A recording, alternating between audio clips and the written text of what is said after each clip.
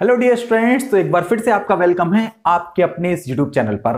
तो dear students, आज हम एक बहुत ही इंटरेस्टिंग चैप्टर करने वाले हैं। बहुत ही मजेदार चैप्टर है अंडरस्टैंडिंग क्वाड्रिलेटरल्स। इसमें आपको बहुत मजा आने वाला है। बहुत अच्छा चैप्टर है। तो आपको क्या करना है, अपनी जिम्मेदारी के साथ बैठना है, पेन लेना है, कॉपी लेनी है और बिल्कुल रेडी हो जाना है। ठीक है, तो चलिए स्टार्ट करते हैं। थोड़ा सा छोटी छोटी कुछ बातें हैं इस चैप्टर के बारे में। पहले थोड़ा सा इंट्रोडक्शन हम समझ लें कि एक्चुअल में क्या क्या टर्म्स होते हैं कुछ, क्योंकि आएंगे आने वाले टाइम में क्वेश्चंस में हम करेंगे तो हमें पता तो होना चाहिए ना एटलीस्ट कि टर्म्स आखिर में होते क्या हैं। चलिए, तो कुछ छोटी छोटी इसके इंट्रोडक्शन में बातें हैं, पहले वो समझते हैं, देन हम वर्कशीट करेंगे, उसके बाद हम चैप्टर बहुत अच्छे से कवर करेंगे। ठीक है, तो सबसे पहले हम ये समझते हैं कि प्लेन सरफेसेस क्या होते हैं। हमारी डेली लाइफ में ऐसी बहुत सी ऑब्जेक्ट्स होती हैं जिनका प्लेन सरफेस होता है। फॉर एग्जाम्पल, जैसे मैं ये व्हाइट बोर्ड यूज कर रहा हूं, तो इसका जो ये सरफेस है ये प्लेन सरफेस है। आप जिस फोन को यूज कर रहे हो उसका जो सरफेस है वो प्लेन सरफेस है। तो आपको समझ में आया ना कि प्लेन सरफेस आखिर में होते क्या है। जो हम क्वाड्रिलेटरल बनाएंगे ना, ये क्वाड्रिलेटरल तो ये प्लेन सरफेस पे ही बनते हैं। दैट्स व्हाई ये समझना जरूरी था। ठीक है, अब हम बात करते हैं कर्व की। कर्व क्या होता है? जैसे सपोज करो कोई टू लाइंस हैं या टू लाइंस नहीं, 2 पॉइंट्स हैं, उनको हम फ्री हैंड से ज्वाइन कर रहे हैं। चाहे हम ऐसे ज्वाइन करें या इनको 2 पॉइंट्स को ऐसे ज्वाइन करें, मतलब 2 पॉइंट्स हो सकते हैं, 3 पॉइंट हो। मान लीजिए अगर सपोज करो ये कुछ पॉइंट्स हैं, मैं इन पॉइंट्स को ज्वाइन करना चाहता हूं इस तरीके से। तो इन पॉइंट्स को ज्वाइन करते हुए जो बन गया इसको हम कर्व कहते हैं। बात को समझ में आएंगे, तो इसको हम क्या कहते हैं? कर्व कहते हैं। अब देखो कर्व की डेफिनेशन क्या होती है। कर्व की डेफिनेशन होती है, curve is a plane figure which is made up of joining a number of points in a plane surface। यानी a number of points को plane surface में अगर हम ज्वाइन करते हैं तो जो फिगर बनती है उसको हम कर्व कहते हैं। अब कर्व जो है ना वो 2 टाइप्स के होते हैं। एक होता है ओपन कर्व और एक होता है क्लोज कर्व। अब ये ओपन कर्व क्या होता है? ये जो एग्जांपल बनाया ना, ये सपोज करो मैंने ये कर्व बना दिया, ये बिना लिफ्ट किए मार करके मैंने इसको ड्रॉ किया है ना, तो ये कर्व की कैटेगरी में आएगा। सपोज करो मैंने ये ड्रॉ किया, तो ये जो पूरा जो सर्किल के अंदर जो फिगर है, ये जो फिगर है ये कर्व की कैटेगरी में नहीं आएगा, क्योंकि ये एक अलग कर्व है, ये एक अलग कर्व है। तो आपको समझ में आ रहा नहीं कर्व एक्चुअल में होता क्या है। अब हमने कहा कर्व जो है ना 2 टाइप्स के होते हैं, एक ओपन कर्व और एक क्लोज कर्व। तो ये जो फिगर है, ये जो कर्व है, ये ओपन कर्व है। और अगर हमने कोई एक कर्व ड्रॉ किया हो, सपोज करो ये this is close curve, circle बना लो, ये क्लोज कर्व की कैटेगरी में आएगा। या अगर हम ड्रॉ करना चाहें तो ये भी एक क्लोज कर्व की कैटेगरी में आएगा। तो ये भी एक क्लोज कर्व है, ये भी एक क्लोज कर्व है। बात को समझ में आ रही नहीं आ रही है? तो जो कर्व, देखो इस बात को जरा ध्यान से आप लोगों को समझना है, ऐसे कर्व जिनमें केवल लाइन सेगमेंट होता है, यानी ऐसे कर्व जो ओनली लाइन सेगमेंट से मिलकर बने हो, उनको हम पॉलीगन कहते हैं। क्या समझे? अच्छा एक बात बताओ कि ये जो मैंने कर्व बनाया है ये क्लोज कर्व तो है, लेकिन क्या ये पॉलीगन है? नहीं, ये पॉलीगन नहीं है। पता है क्यों नहीं है पॉलीगन? क्योंकि ये लाइन सेगमेंट से मिलकर नहीं बना, तो इसको हम पॉलीगन नहीं कहेंगे। क्या ये पॉलीगन है? ये भी पॉलीगन नहीं है। पॉलीगन की डेफिनेशन क्या होती है? Polygon is a closed curve made up of line segment only. यानी जो केवल लाइन सेगमेंट से मिलकर क्लोज बना होगा उसको हम क्या कहेंगे? पॉलीगन कहेंगे। ये पॉलीगन है। क्यों? क्योंकि इसमें सारी लाइन सेगमेंट हैं और ये क्लोज है। अच्छा एक बात बताओ, कुछ हम और एग्जांपल ले लेते हैं इसके पॉलीगन के। ठीक है, जरा एक बार देखते हैं। आप बताइए क्या ये पॉलीगन है? ये पॉलीगन नहीं है। ये ओपन कर्व है, क्योंकि इसमें लाइन सेगमेंट तो हैं बट ये क्लोज नहीं है। यानी ऐसा क्लोज कर्व जो केवल लाइन सेगमेंट से मिलकर बना हो उसको हम कहते हैं पॉलीगन। ठीक है, अच्छा एक बात बताइए, अगर मैंने एक ये शेप बनाई, अब मैं प्लेन सरफेस को रफ कर देता हूं, अब ये मैंने बनाया एक ये, तो क्या ये पॉलीगन है? बताइए जरा। ये पॉलीगन है। क्यों? क्योंकि हमारी कंडीशन को फॉलो कर रहा है। जो पॉलीगन की जो डेफिनेशन है उसको ये वेरीफाई करता है। कैसे? क्योंकि ये लाइन सेगमेंट से मिलकर बना है और ये क्लोज है। आई होप आपको समझ में आया होगा। अब ये जो पॉलीगन होते हैं ना, वो टू टाइप्स के पॉलीगन होते हैं, एक होते हैं कॉन्वेक्स और एक होते हैं कॉनकेव। ठीक है, अच्छा अब ये कॉन्वेक्स कौन से होते हैं और ये कॉनकेव कौन से होते हैं? अगर ये कोई हमने बनाया था ना, अभी ये मान लीजिए वो है एक पॉलीगन है, अब ये कॉन्वेक्स है या कॉनकेव है, हम कैसे डिफाइन कर रहे हैं इसको? कोई किसी भी पॉलीगन के जो 2 पॉइंट्स हैं, यानी जो टू वर्टेक्स हैं, ये जो हैं 2 पॉइंट्स, इनको अगर हम ज्वाइन करें, ठीक है, जिसको हम वर्टेक्सेस कहते हैं, वर्टेक्स, इसको अगर हम ज्वाइन करें तो ये जो लाइन सेगमेंट जो बनेगा ये पॉलीगन के कंप्लीटली इंटीरियर रीजन में आए तो उसको हम कहते हैं कॉन्वेक्स। अब देखो इसको भी अगर हम ज्वाइन करते हैं तो ये जो लाइन सेगमेंट जो बना ये भी पॉलीगन के इंटीरियर रीजन में आ रहा है, that's why it is convex polygon. समझ में आई? कोई बात नहीं आई? अच्छा एक बात जरा सुनो, अब ये कॉनकेव क्या होते हैं ये भी जरा समझ लेते हैं। जैसे सपोज करो ये है, अब एक बात जरा सुनो, ये भी पॉलीगन है, ये भी पॉलीगन है। अब ये पॉलीगन कैसे है? देखो क्लोज है ना, ये देखो ये क्लोज है, ये जो रीजन आ रहा है ये क्लोज ही तो है बिल्कुल। और ये लाइन सेगमेंट से मिलकर बना है, इसमें 4 लाइन सेगमेंट हैं, तो आपको समझ में आया ये भी क्या है, ये भी पॉलीगन है। अब ये कौन सा पॉलीगन है? ये कॉनकेव पॉलीगन है। अब कैसे, आपको जरा एक बार बताते हैं। ये जो 2 वर्टेक्स हैं, ये इनको अगर हमने ज्वाइन किया, ये तो अंदर आ रही है कंप्लीटली, ओके। अगर हम इन 2 वर्टेक्स को ज्वाइन करेंगे तो ये क्या आ रही है? पॉलीगन के बाहर आ रही है, तो दैट्स व्हाई ये कॉनकेव है। तो आप ऐसे समझ लो कि जो भी अंदर की तरफ थोड़ा सा झुका हुआ हो उसको हम कॉनकेव कहेंगे, और जो इसके वर्टेसेस बाहर की तरफ निकले हुए हों उनको हम कॉन्वेक्स पॉलीगन कहते हैं। आई होप आपको समझ में आ रहा होगा। आपको कौन कौन से टॉपिक समझ में नहीं आ रहे हैं प्लीज कमेंट सेक्शन में आप जरूर बताएं, ठीक है। अच्छा एक और बात जरा समझ, देखिए पॉलीगन से ना हम बहुत सारे फिगर्स को हम डिफाइन कर सकते हैं। फॉर एग्जांपल मैं आपको बताता हूं, सपोज करो अगर हमें ट्राइंगल जो बना हुआ है ना इसकी हमें डेफिनेशन देनी है। अगर हम आपसे पूछें, आपके टीचर आपसे पूछें कि डिफाइन ट्राइंगल, आप कैसे बोलेंगे कि ट्राइंगल को हम कैसे कह सकते हैं? तो आप एक ट्राइंगल की सिंपल सी डेफिनेशन दे सकते हैं। तो आप क्या लिखेंगे ट्राइंगल की डेफिनेशन में? Triangle is a polygon made up of 3 line segments only, यानी ऐसा पॉलीगन जो 3 लाइन सेगमेंट से मिलकर बना होगा उसको हम क्या कहेंगे? ट्राइंगल कहेंगे। ये ट्राइंगल है, समझ में आ रहा है ना? ठीक है। अच्छा क्वाड्रिलेटरल को अगर हमें डिफाइन करना हो, ये जो क्वाड्रिलेटरल हमने बनाया, ये जो क्वाड्रिलेटरल बना इसको हम कैसे डिफाइन कर सकते हैं? जो हमने पढ़ रहे हैं ना चैप्टर अंडरस्टैंडिंग क्वाड्रिलेटरल, तो सबसे पहले तो हमें डेफिनेशन पता होनी चाहिए कि क्वाड्रिलेटरल की डेफिनेशन क्या है। तो quadrilateral is a polygon made up of 4 line segment, ठीक है। तो 4 लाइन सेगमेंट से मिलकर बनेगा उसको हम क्या कहेंगे? क्वाड्रिलेटरल कहेंगे। अच्छा एक बात बताओ, मैंने अभी ये जो ज्वाइन किए थे ना ये इनको हम पता क्या कहते हैं? डायगोनल्स कहते हैं।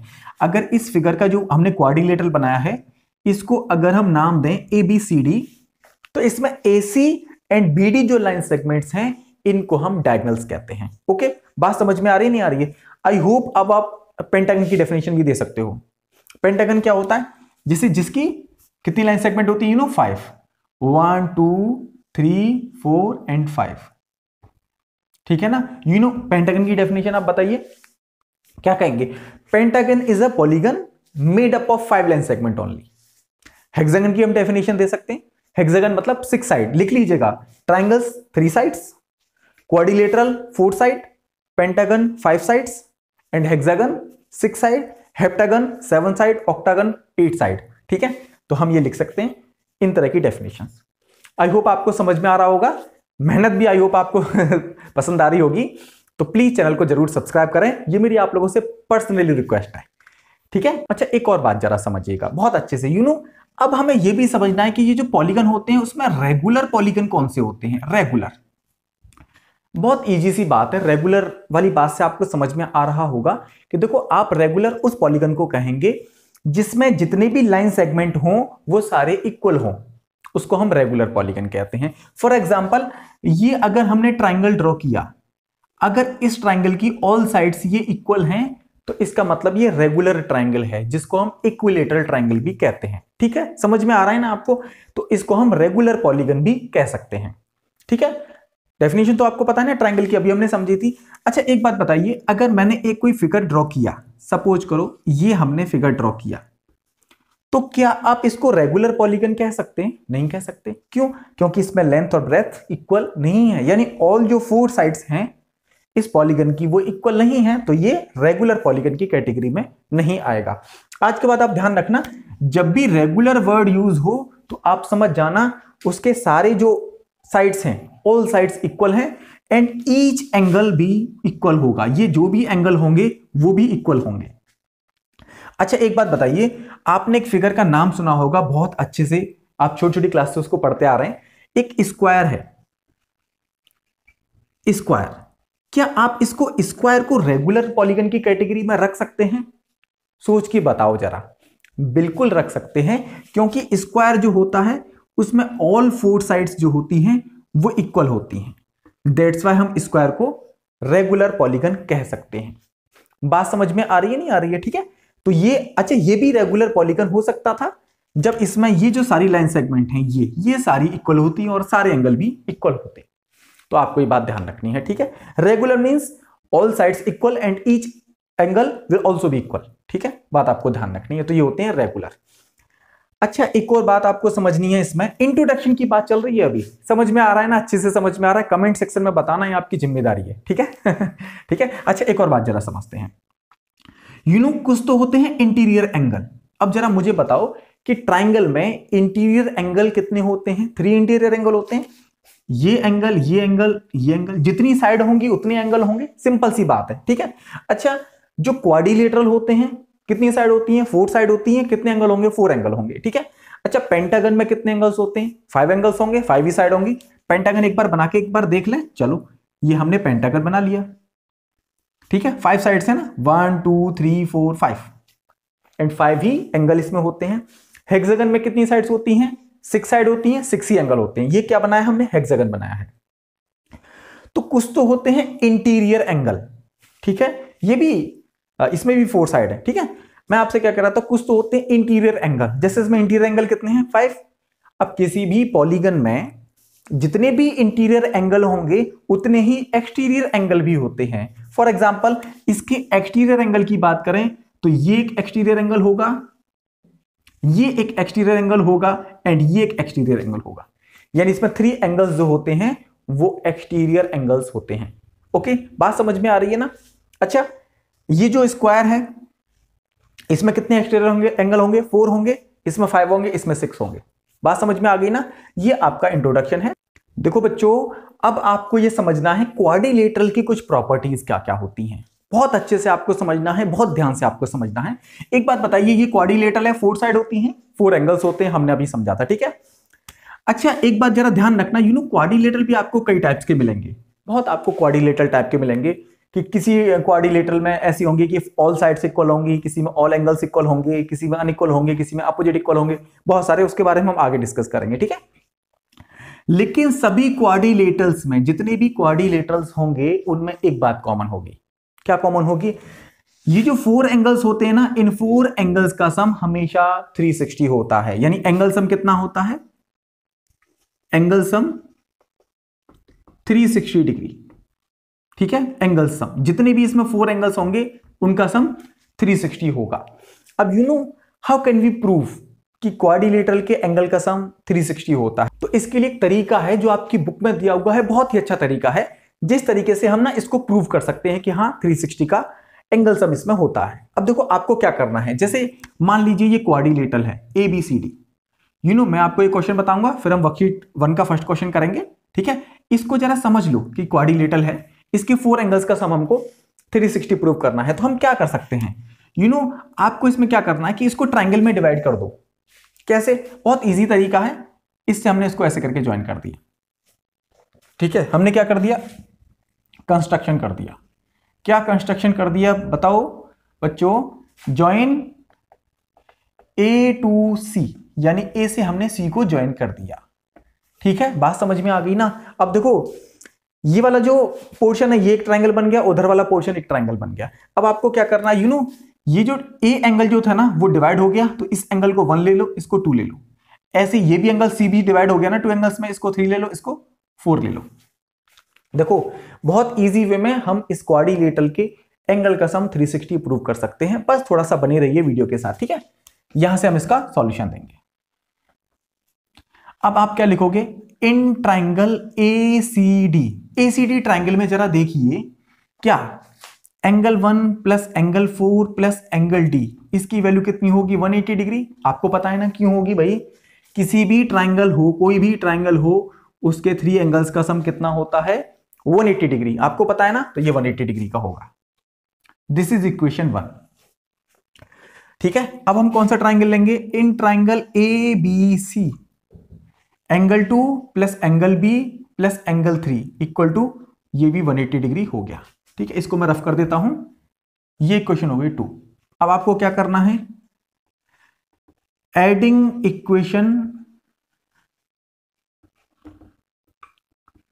1 एंड 2, अगर हम 2 और 1 को ऐड करें तो देखो ऐड करते हैं तो पता क्या करते हैं, ये जो LHS वाले पार्ट है ना, ये एंड ये इनको ऐड करेंगे और RHS वाले पार्ट को ऐड करेंगे। कैसे, ऐसे लिख दो पहले, angle 1 plus angle 4 plus angle D plus angle 2 plus angle B plus angle 3 equal to 180 plus 180।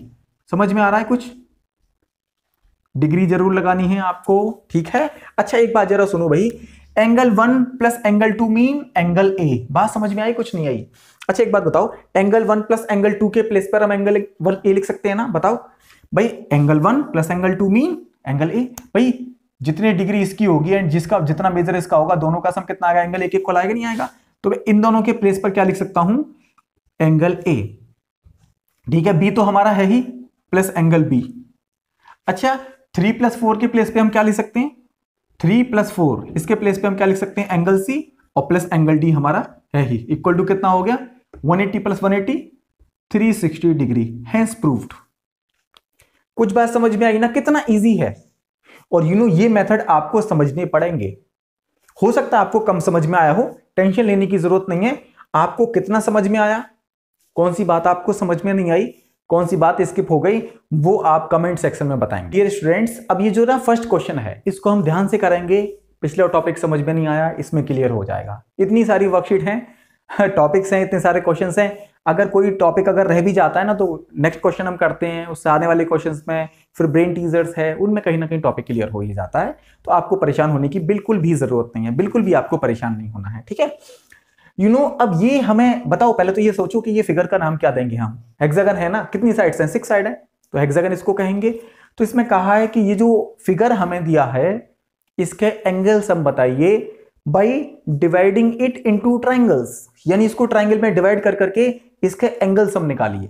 बहुत इजी सा क्वेश्चन है, फर्स्ट क्वेश्चन है वर्कशीट 1 का। ओके, चलो ट्राई करते हैं। आपको क्या करना है, इसके ट्राइंगल्स में इसको डिवाइड करो। कैसे डिवाइड करेंगे भाई, इससे इसको ज्वाइन कर दूं, एक ट्राइंगल बन गया। भाई एक बात बताओ, ट्राइंगल कैसे बनाया, ये मैंने ऐसे ज्वाइन क्यों किया, इसका भी तो रीजन समझ लो ना आप। भाई 3 वर्टेक्स को मिला के एक ट्राइंगल बन जाता है, मैंने 3 वर्टेक्स लिए, ट्राइंगल बना दिया। अब देखो एक वर्टेक्स ये रहा बी, एक ये रहा, एक ये रहा, इन 3 वर्टेक्स को मिला के एक और ट्राइंगल बन जाएगा। अब एक बी है, एक इधर ई पे है और एक डी है, इन वर्टेक्स को मिला के एक और ट्राइंगल बन जाता है, और ये ऑटोमेटिकली बन गया ट्राइंगल बीसीडी। बहुत इजी सी बात है, बहुत इजी सी बात है, समझने की जरूरत है बस। अब आपको पता क्या करना है, ए जो वर्टेक्स है, ये जो एंगल जो बन रहा है वर्टेक्स ए पर, ये एंगल डिवाइड नहीं हो रहा, ये एंगल अपने आप में होल है, तो इसमें हमें नंबरिंग करने की कोई जरूरत नहीं है। लेकिन आप एक बात देखो, ये जो बी जो वर्टेक्स है, बी वर्टेक्स है, वो कई सारे एंगल्स में डिवाइड हो गया है, क्योंकि बी जो एंगल है उसका कुछ पार्ट इस वाले ट्राइंगल में आ रहा है, कुछ पार्ट इस वाले ट्राइंगल में आ रहा है, कुछ इसमें एंड कुछ इसमें। तो यहां पे हमें नंबरिंग करनी पड़ेगी। पहली बात तो आप ये सोचो ना कि हमें नंबरिंग कहां करनी है, कहां नहीं करनी। तो आप इसको क्या दे सकते हैं, देखो छोटे से ये जो है ना, इस वाले ट्राइंगल में जो पार्ट आ रहा है, ध्यान से समझना है आपको, उसको आप दीजिए एंगल 1। ठीक है, समझ में आई बात, नहीं आई। ये जो इस वाले ट्राइंगल में जो आ रहा है, यहां पे थोड़ा स्पेस कम है, तो मैं बता रहा हूं, देखो आप समझ जाना बहुत अच्छे से कि जो इस वाले ट्राइंगल में जो पार्ट आ रहा है, जिसको हम कहेंगे एंगल FBE। जरा देखो फिगर में, एंगल FBE की बात कर रहा हूं मैं। ठीक है, ये वाला एंगल कौन सा हो गया आपका 2, एंड ये वाला एंगल हो गया एंगल 3। ये जो एंगल है ना, ये हो गया एंगल 3, यानी EBD को मैंने मान लिया एंगल 3, एंड डीबीसी को मान लिया मैंने एंगल 4, ये बात आप ध्यान रखेंगे, ठीक है। वर्टेक्स बी पे हमने एंगल मान लिए, सी वर्टेक्स अपने आप में कंप्लीट है, कोई मानने की जरूरत नहीं है, लेकिन डी वर्टेक्स डिवाइड हो रहा है तो इसको हम एंगल 5 मान सकते हैं और इसको एंगल 6 मान सकते हैं, ठीक है। इस वाले एंगल को मैंने 5 माना है, ठीक है। ई बी डिवाइड हो रहा है, इसको हम 7 मान सकते हैं, इसको 8 मान सकते हैं, इसको 9 एंड इसको 10, ठीक है। अब आप यहां से सॉल्यूशन देंगे, 1 का सॉल्यूशन यहां से हम देंगे सॉल्यूशन, ये फर्स्ट क्वेश्चन है, ठीक है। अब आपको यहां लिखना है according to the figure, according to the figure, you know मैंने ऐसा क्यों लिखा according to the figure, you know figure में देख लो तो आपको समझ में आएगा, यू नो लिखना थोड़ा सूटेबल रहता है, क्योंकि ऐसा ना बार बार या तो लिखना पड़ेगा let angle A B F equal to 1, ये बहुत सारे आपको लिखने पड़ेंगे, तो हमने एक बार में लिख दिया अकॉर्डिंग टू द फिगर, यानी हम टीचर को इंडिकेट कर रहे हैं कि फिगर के हिसाब से हम सॉल्यूशन दे रहे हैं, ठीक है, ओके। अब आप क्या करना है, आपको ये सबसे फर्स्ट वाला ट्राइंगल ले लो, सबसे ऊपर है ना ये वाला ट्राइंगल ले लो, आपको क्या लिखना है, in triangle A B F, A B F में क्या लिखोगे, angle 1 plus angle A plus angle 10 equal to क्या होगा 180 डिग्री। रीजन में क्या लिखेंगे हम, angles sum property of a triangle, ये बात समझ में आ गई, ठीक है। अब आप क्या लिखोगे, इन ट्राइंगल, दूसरा वाला ट्राइंगल कौन सा है, B F E, triangle B F E, ये ट्राइंगल बनाया मैंने, साइन थोड़ा सा ऐसा हो गया था, अब ठीक है। क्या लिखेंगे इसमें, angle 2 plus angle 9 plus angle 8 equal to 180 degree. बात समझ में आ रही है ना, देखो बी एफ ई में 2 plus 9 plus 8 equal to 180 degree, ठीक है। और किस में आएगा, इन ट्राइंगल, कौन सा ट्राइंगल रह गया अब, ये वाला बीईडी, बीईडी ट्राइंगल में हम देखेंगे कौन कौन से एंगल आ रहे हैं, angle 3 plus angle 7 plus angle 6 equal to 180 degree. अब कौन सा ट्राइंगल है, सबसे लास्ट वाला triangle, in triangle B C D, angle 4 plus angle C plus angle 5 equal to 180 degree, okay. 4 triangles बने हुए हैं ना, हमने इनके सबको एंगल सम प्रॉपर्टी से, जो 3 एंगल्स बन रहे हैं एक ट्राइंगल में, उनको हमने जोड़ जोड़ के ऐसे लिख लिया। ये इक्वेशन हमारी हो गई 1, इसको हम लिखेंगे 2, इसको हम लिखेंगे 3, इसको हम लिखेंगे 4। अब आपको क्या लिखना है, एडिंग इक्वेशन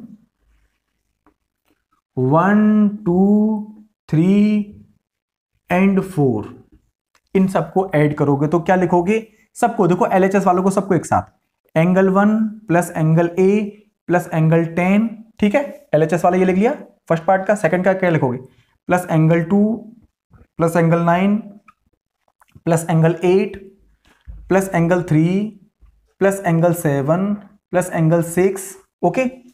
थोड़ा स्पेस कम है, इधर लिख दूं फिर, चलो इधर ही लिख देता हूं, plus angle 4 plus angle C plus angle 5 equal to, तो 180 प्लस 180 कितनी बार लिखना है आपको, 180 degree plus 180 degree plus 180 degree plus 180 degree, you know आपको एक ही लाइन में लिखना है आगे, वहां पे स्पेस नहीं था, मैंने इसीलिए लिखा है। ये बात समझ में आ रही है ना, मैंने क्या किया, ट्राइंगल में डिवाइड किया, जो एंगल आ रहे हैं ना 1 plus A plus 10 equal to 180, ऐसी 4 ट्राइंगल्स का सबका लिख दिया। फिर हम ऐड करते हैं तो एलएचएस वाले पार्ट को एलएचएस में लिखते हैं और आरएचएस वाले जितने भी पार्ट हैं उनको आरएचएस में लिखते हैं। अब आप एक बात देखो, एंगल ए तो अपने आप में फ्री है, तो एंगल ए, अच्छा देखो 1 प्लस 2 प्लस 3 प्लस 4, यानी angle 1 plus angle 2 plus angle 3 plus angle 4, इन सबके प्लेस पे हम लिख सकते हैं एंगल बी। बात समझ में आई, कुछ नहीं आई, you know 1 plus 2 plus 3 plus 4, इन सब 4 एंगल्स का सम एंगल बी के इक्वल है, तो इसीलिए इन सबके प्लेस पर हम लिखेंगे एंगल बी। मैंने टिक भी कर दिया है, ठीक है। अब देखो कौन कौन से रह गए, एंगल सी तो अपने आप में इंडिपेंडेंट है, ये तो हमने लिख दिया एंगल सी, ठीक है। अब एंगल डी, यानी 6 प्लस 5, यानी 5 प्लस 6 के प्लेस पे हम क्या लिख सकते हैं, एंगल डी। यू नो आपको टिक नहीं करना है, केवल मैं आपको समझाने के लिए टिक कर रहा हूं नीचे कि हमने यूज कर लिए ये एंगल, फिर बचेगा नहीं कोई भी एंगल, ठीक है। अच्छा 7 प्लस 8, एंगल 8 प्लस एंगल 7, इसकी जगह हम क्या लिख सकते हैं, एंगल ई प्लस 9 एंड 10, यानी 10 प्लस 9 के प्लेस पे हम क्या लिख सकते हैं, एंगल एफ। कुछ बात समझ में आई? सारे एंगल यूज भी हो गए, देखो कोई भी एंगल नहीं बचा, सबका ऐड कर करके देखो ABCD सारे हमारे पास एंगल आ गए। अच्छा, इन सबका सम कितना आ गया? 180 प्लस 180 प्लस 180 प्लस 180 कितना आ गया? 720 डिग्री। ये हमारा आंसर है। ठीक है, आपको आई होप समझ में आया होगा। कोई डाउट है, वही सॉल्यूशन है, कमेंट सेक्शन में बताइएगा, कोशिश करूंगा कि आपको मैं रिप्लाई जरूर दूं। ठीक है, और हाँ, मेहनत पसंद आ रही है प्लीज सब्सक्राइब करना आप ना भूलें। Thank you so much.